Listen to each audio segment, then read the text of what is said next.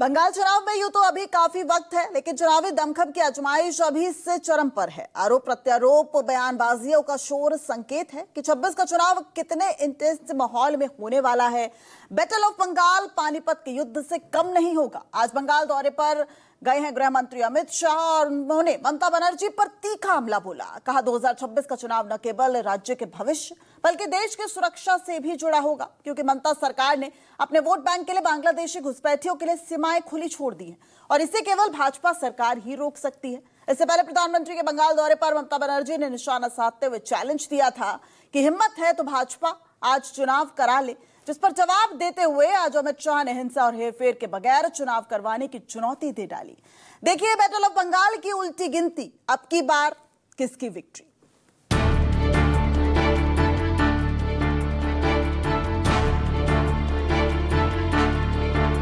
पूरा बंगाल कह रहा है, बंगाल में मची चीख पुकार, नहीं चाहिए निर्मम सरकार।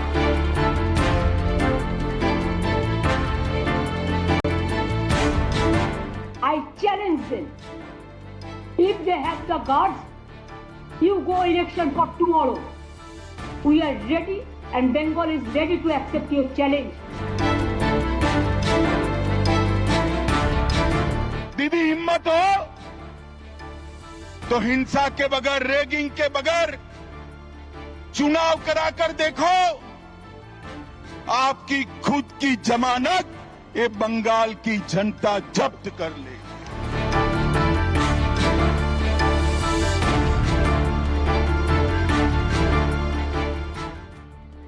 जैसे जैसे समय बीत रहा है, बंगाल की सियासी रण का पारा हाई होता जा रहा है। वैसे तो पश्चिम बंगाल विधानसभा चुनाव में अभी कम से कम 10 से 11 महीने का वक्त बचा है, लेकिन पिछले 4 दिनों में बंगाल में जो कुछ भी हुआ उससे मानो ऐसा लग रहा है कि बंगाल का चुनावी बिगुल बज चुका है और कुछ ही दिनों में वोटिंग भी हो जाएगी। पहले 29 अप्रैल को प्रधानमंत्री मोदी अलीपुरद्वार में रैली कर प्रदेश में बीजेपी के लिए माहौल बनाया और सत्ताधारी टीएमसी चीफ ममता बनर्जी को अपने निशाने पर लिया। ठीक उसी दिन मुख्यमंत्री ममता बनर्जी ने भी प्रधानमंत्री नरेंद्र मोदी के एक आरोपों पर न सिर्फ पलटवार किया बल्कि पीएम और बीजेपी को चुनाव के लिए भी चुनौती दी। और अब बीजेपी के चुनावी चाणक्य कहे जाने वाले अमित शाह बंगाल दौरे पर पहुंचकर 26 के चुनाव में अपनी पार्टी की रणनीति को धार देने की कोशिश कर रहे हैं।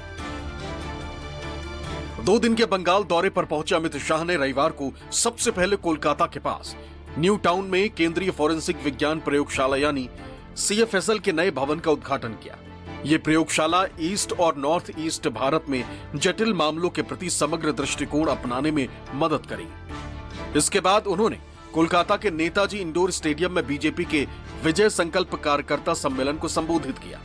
इस कार्यक्रम में अमित शाह ने चुनाव के लिहाज से हर एक मुद्दे पर सीएम ममता बनर्जी और उनकी पार्टी टीएमसी को निशाने पर लिया। बंगाल का चुनाव सिर्फ बंगाल का भविष्य नहीं तय करता है, बंगाल का चुनाव देश की सुरक्षा के साथ जुड़ा हुआ चुनाव, क्योंकि ममता बनर्जी ने हमारे देश की सीमाओं को बांग्लादेशियों के लिए खुला कर दिया है। इनके आशीर्वाद से घुसपैठ हो रही है। मुझे बताओ मित्रों, घुसपैठ रोकनी चाहिए या नहीं रोकनी चाहिए? क्या दीदी रोक सकती है?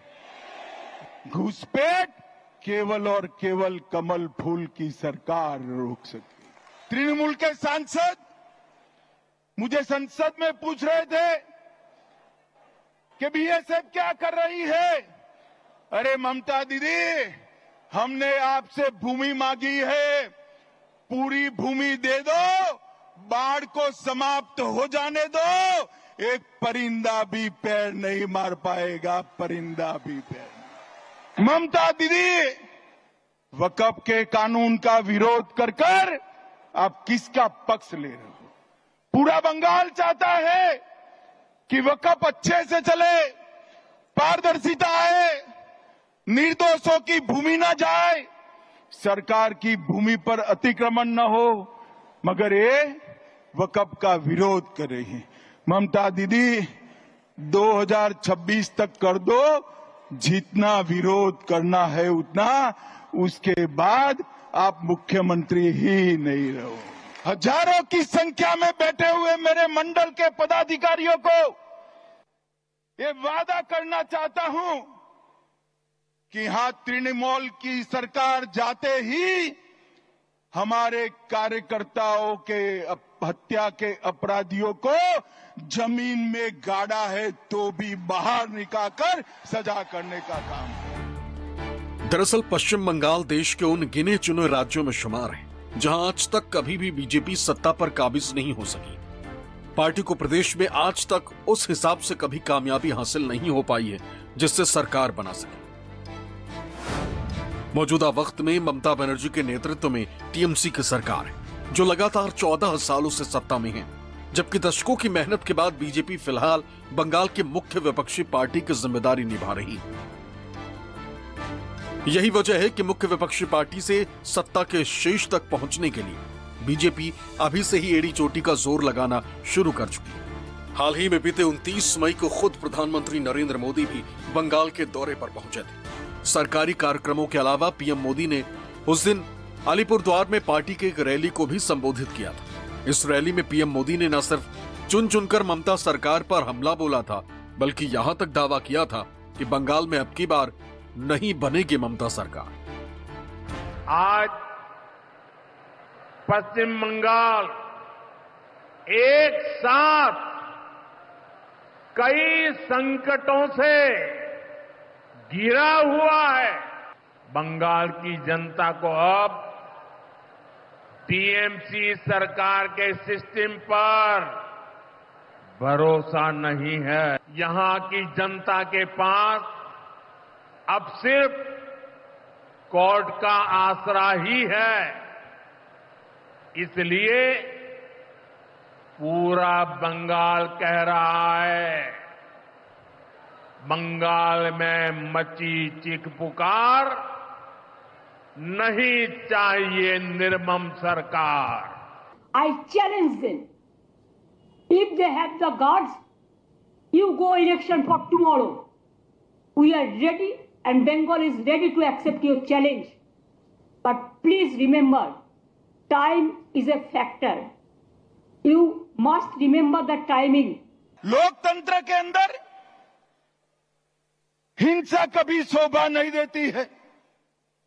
दीदी हिम्मत हो तो हिंसा के बगैर, रेगिंग के बगैर चुनाव कराकर देखो, आपकी खुद की जमानत ये बंगाल की जनता जब्त कर लेगी। बंगाल में बीजेपी की जनसभाएं ऐसे वक्त में हो रही हैं जब कुछ ही दिन पहले जम्मू कश्मीर के पहलगाम में आतंकी हमला हुआ था और इसके बाद भारतीय सेना ने ऑपरेशन सिंदूर के तहत पाकिस्तान के अंदर बने आतंकी ठिकानों को नेस्तनाबूद कर उसका बदला लिया। जाहिर है बीजेपी इसे भी भुनाने में लगी। खुद प्रधानमंत्री नरेंद्र मोदी सिंदूर खेला की धरती यानी बंगाल में ऑपरेशन सिंदूर का जिक्र कर एक अलग संदेश देने की कोशिश की। सिंदूर खेला की इस धरती पर आया हूं तो आतंकवाद को लेकर भारत के नए संकल्प की चर्चा स्वाभाविक है। आपके भीतर जो आक्रोश था, आपका जो गुस्सा था, उसको मैं भली भांति समझता था। आतंकवादियों ने हमारी बहनों का सिंदूर मिटाने का दुस्साहस किया। हमारी सेना ने उनको सिंदूर की शक्ति का एहसास करा दिया। बंगाल टाइगर की इस धरती से 140 करोड़ भारतीयों का ऐलान है। ऑपरेशन सिंदूर अभी खत्म नहीं हुआ है। बंगाल की धरती पर प्रधानमंत्री मोदी के इस तरह के बयान ने सियासी माहौल को और गर्मा दिया। सीएम ममता बनर्जी ने ऑपरेशन सिंदूर के बहाने पीएम मोदी पर करारा हमला बोला, जिस पर रविवार को अमित शाह ने पलटवार किया। Regarding Operation Sindoor, though I don't have any comments, But please remember, every woman, they have a respect. They take sindoor from their husband. But PM Modi is saying just like, you are not the husband of everybody. Why you are not giving sindoor to your missus first? Sorry to say, I should not go into all this matter, but you compel us. You compel us in the name of Operation Sindoor, the Bengal operation. That's why you compel us to open our mouth.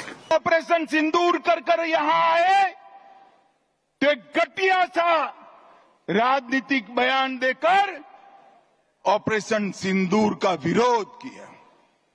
मैं आज ममता दीदी को कहने आया हूं, आपने operation सिंदूर का विरोध नहीं किया, आपने इस देश की करोड़ों माताओं बहनों की भावनाओं के साथ खिलवाड़ किया है, खिलवाड़ किया। और मैं बंगाल की मातृशक्ति को भी अपील करने आया हूं, आने वाले चुनाव में ऑपरेशन सिंदूर पर सवाल उठाने वाली ममता जी को सिंदूर की कीमत बंगाल की माताएं बहनें जरा समझा दे, सिंदूर का अपमान करने का क्या मतलब है। अब बंगाल की मातृशक्ति यानी महिलाएं अगले साल होने वाले विधानसभा चुनाव में किसे सबक सिखाती हैं और किसे सत्ता पर बिठाती हैं, ये तो चुनाव बाद ही पता चलेगा। लेकिन इस वक्त जो बंगाल में माहौल है उससे इतना तो तय है कि अब की बार टीएमसी और बीजेपी के बीच सीधी लड़ाई होने वाली है। और इस लड़ाई में कौन जीतेगा ये उसकी मजबूती और सामने वाले की कमजोरी पर निर्भर करता है। आपको बंगाल में टीएमसी और बीजेपी दोनों ही दलों की मजबूती और कमजोरी के बारे में आइए बताते हैं। तो सबसे पहले तो टीएमसी की बात करते हैं। टीएमसी की कमजोरियां, मजबूती क्या है? देखिए, मजबूत पक्ष क्या है? आक्रामक नेतृत्व क्षमता, ममता बनर्जी की सबसे खास पहचान उनकी। दूसरा देखिए, कट्टर मोदी विरोधी छवि रखती है ममता बनर्जी। इस हद तक कि प्रधानमंत्री जब बंगाल में प्रचार करने पहुंचते हैं तो दीदी देश के प्रधानमंत्री तक को बाहरी कहकर बुलाती हैं, इससे तक परहेज नहीं करती। इसके अलावा देखिए, एक बड़ा जो वोट बैंक उनके साथ जाता है, एक तरफा मुस्लिम वोट बैंक, जो सबसे बड़ी ताकत है बंगाल में ममता बनर्जी की। और न सिर्फ अल्पसंख्यक वोट, बल्कि इसके साथ साथ एक और वर्ग है जो उनके साथ जुड़ा रहा है, यह है युवा वर्ग। उसका खुलकर साथ ममता बनर्जी को मिलता रहा है। ममता बनर्जी अपने नारे उसके साथ भी टिकी हुई है, मां माटी मानुष, उस पर अडिग सी नजर आती है। और साथ ही साथ एक और फैक्टर जो उनके साथ काम करता है, कारगर रहा है हमेशा से, 1 लाख चलो की नीति। इसका फायदा लगातार उन्हें मिलता भी रहा है, इसलिए दूसरों का हाथ झटकने में वक्त नहीं लगाती, चाहे वो कांग्रेस ही क्यों ना हो। अब ममता का कमजोर पक्ष जो है वो भी आपको दिखाते हैं। देखिए, सबसे बड़ा कमजोर पक्ष उनके साथ है बांग्लादेशी घुसपैठ का मुद्दा, जिसके सीधे सीधे आरोप लगातार बीजेपी उनके ऊपर लगाते रहती है। इसके अलावा एक और मुद्दा है एसएससी शिक्षक भर्ती घोटाले का, सीधे आरोप ममता सरकार पर लगे और ये बड़ा चुनावी मुद्दा बन चुका है बंगाल के लिए। इसको भुनाने की पूरी कोशिश बीजेपी की तरफ से। तीसरा, नेताओं मंत्रियों पर भ्रष्टाचार के आरोप अलग अलग मामलों में उजागर होते रहे हैं, यहां तक कि उनके परिवार तक पर उंगली उठी है। और ये परिवार पर जब उंगली उठी है तो किसके ऊपर? भतीजे पर सीधे सीधे आरोप लगे हैं। इसके अलावा बड़ा मसला कानून व्यवस्था को लेकर के आरोप लगते हैं, लचर कानून व्यवस्था जानबूझकर कई मसलों पर देखने को मिलता है। और सबसे गंभीर आरोप उन पर है अल्पसंख्यक तुष्टीकरण के आरोप, जिसकी सीधी सीधी दोषी मानी जाती है ममता बनर्जी। हाल में मुर्शिदाबाद में हिंदुओं पर हमला हुआ तो ममता दीदी की पुलिस जानबूझकर शांत रही, ये तक आरोप लगे। और ये सब कुछ तुष्टीकरण के चलते बंगाल में होता रहा, ये आरोप लगातार लगते रहे। लेकिन अब चलिए बीजेपी की बात करते हैं। क्या मजबूती क्या कमजोरी बीजेपी की, ये भी आपको दिखाते हैं। तो पहले तो कमजोर पक्ष आपको दिखाते हैं बीजेपी का। मजबूत फेस का ना होना साफ साफ बड़ी सबसे बड़ा घाटा यहां पर बीजेपी को उठाना पड़ता है। इसके अलावा नेताओं में गुटबाजी साफ तौर पर उभर कर सामने आती है कई बार। साथ ही बीजेपी के साथ दिक्कत यह है कि ज्यादातर बाहरी नेता हैं। इसके अलावा एक और महत्वपूर्ण मुद्दा है, वो है खुद ममता बनर्जी का फेस। महिला कार्ड का तोड़ नहीं है। ममता बनर्जी के समकक्ष प्रोजेक्ट करने योग्य कोई बड़ा चेहरा प्रदेश में बीजेपी के पास नहीं है। शुभेंदु अधिकारी हालांकि दिखाई देते हैं, लेकिन कमतर। आरएसएस पर निर्भरता भी एक बड़ा फैक्टर है बीजेपी के लिए, जिसके बिना बीजेपी का खड़ा होना बंगाल में मुश्किल नजर आता है। लेकिन अगर आप मजबूत पक्ष को समझना चाहें जो बीजेपी के फेवर में जाता है, तो वो देखिए ममता का एंटी इनकम्बेंसी फैक्टर, क्योंकि अब 15 साल हाल हो जाएगा ममता दीदी को, और ऐसे में एक थकान होती है किसी भी पार्टी को लेकर के, उसका साफ तौर पर असर देखने को मिल सकता है और बीजेपी को इससे फायदा मिल सकता है। उम्मीदें हैं मोदी का मजबूत नेतृत्व भी एक बड़ा फैक्टर है, हालांकि इस पर कुछ भी अगर बंगाल है तो उसके लिहाज से प्रेडिक्ट करना मुश्किल नजर आता है। तीसरा बड़ा फैक्टर आतंकवाद के खिलाफ एक्शन, और बीजेपी लगातार इसे भुनाने की कोशिश कर रही है। ऑपरेशन सिंदूर को लेकर प्रधानमंत्री खुद पहुंचते हैं, साथ ही तेजी से बढ़ते कार्यकर्ता अभियान सा बीजेपी ने चला रखा है लोगों को अपने साथ जोड़ने का, और सबसे अहम वो है हिंदुत्व का एजेंडा। और अगर ये चल गया, ध्रुवीकरण हो गया, इस लिहाज से तो सीधा फायदा दिखता है। अब हिंदुत्व का एजेंडा कैसे बीजेपी के लिए मजबूत पक्ष है, इसे भी जान लीजिए, क्योंकि बंगाल का चुनावी इतिहास इसे बताता है। अगर मैं पिछले 2021 के चुनाव में आपको लेकर चलूं, देखिए कुल मिलाकर के आबादी हिंदुओं की 71%। अब देखिए इसमें क्या होता है, 48% वोट, कुल शेयर बता रहे हैं, वोट 48% लगभग टीएमसी के साथ जाता है। इसमें 27% मुस्लिम है, जबकि बीजेपी के साथ देखिए 38.15%। अब इसमें दिक्कत क्या है, यहां पर 27% मुस्लिम लगभग आते हैं और 38% में ज्यादातर बीजेपी के पक्ष में हिंदू हैं। यानी कि अब 2021 के चुनाव को अगर रीड किया जाए, बीजेपी टीएमसी इनके वोट शेयर का अंतर 10% का। बीजेपी का मानना है कि अगर इस 10% वोट बैंक में सेंधमारी हो जाती है तो प्रदेश में कमल खिलने से कोई रोक नहीं पाएगा। ममता बनर्जी इस 10% वोट बैंक को किसी भी हाल में खुद से छिटकने नहीं देना चाहती। हालांकि बीजेपी और टीएमसी के बीच बंगाल में पिछले कई सालों से लड़ाई जारी है और अब तक बीजेपी ममता बनर्जी को मात देने में कामयाब नहीं हो पाई है। तो क्या सूरत 2026 में बदलेगी, अभी कुछ भी कह पाना मुश्किल है।